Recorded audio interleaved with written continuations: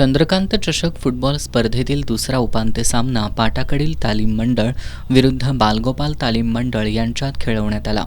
सामन्याच्या 5व्या मिनिटाला पाटाकडीलच्या अमीन काझीरनं गोल करत संघाला आघाडी मिळवून दिली. पूर्वार्धात हीच आघाडी कायम राहिली. उत्तरार्धात खेळ सुरू असताना पावसानं हजेरी लावली. भर पावसात दोन्ही संघ चुरशीनं खेळत होते.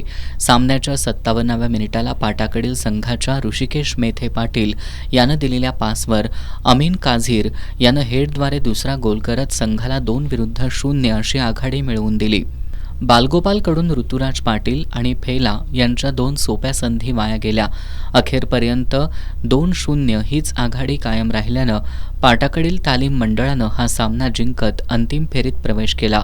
रविवारी 29 मार्च रोजी पाटाकडील तालीम मंडळ अ विरुद्ध खंडोबा तालीम मंडळ यांच्यात विजेतेपदासाठी लढत होणार आहे.